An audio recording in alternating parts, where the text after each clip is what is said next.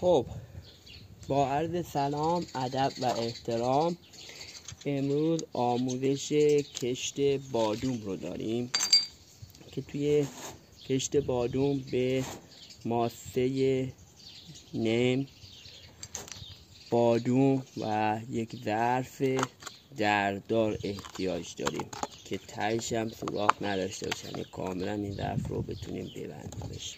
خب توی مرحله اول 24 ساعت تا 48 ساعت این بادوما رو میخیسونیم داخل آب تا قشنگ آب جذب خودش بکنه. توی مرحله بعدی ظرف درداری که انتخاب کردیم رو داخلش ماسه میریزیم.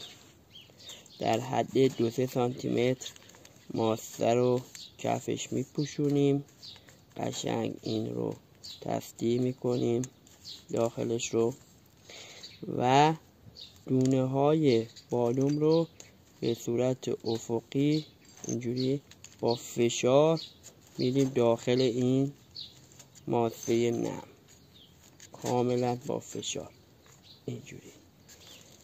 بعد از اینکه این کار رو انجام دادیم، روی این بذرها رو هم دوباره 3-4 سانتی متری ماسه میپیشونیم.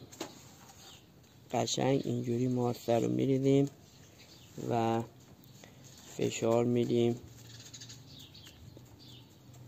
تا قشنگ بذر بره توی دل خاک.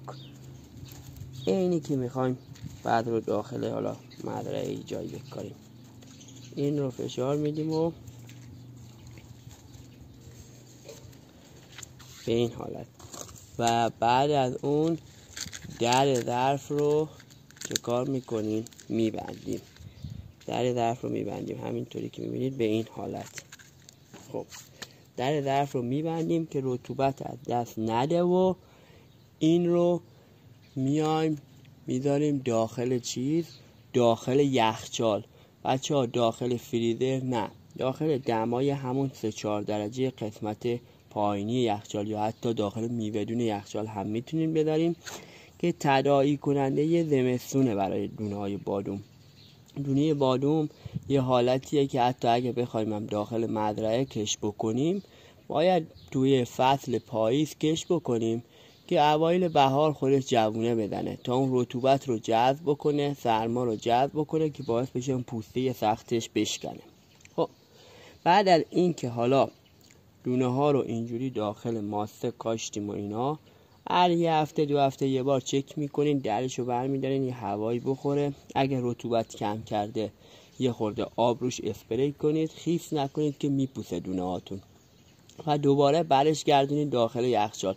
تقریبا ما بین 45 روز تا 2 ماه، ولی معمولا همون 45-50 روز که شد، موقعی که در ظرف رو باز کنید و دونه های بادومتون رو چک کنید، به خوبی مشخصه که دونه هاتون بذر سفت بادوم شکسته و دونه هاتون جوونه زده.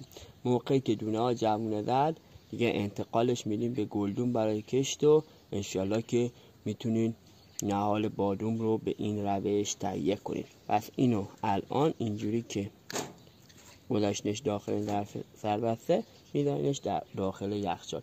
این دیگه ساده ترین روش ممکن برای کشت تکثیر بادومه. دیگه ساده تر از این نداریم.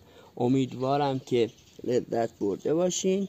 ویدیو ما برای دوستاتون اشتراک بگذارین، لایک و سابسکرایب فراموش نشه.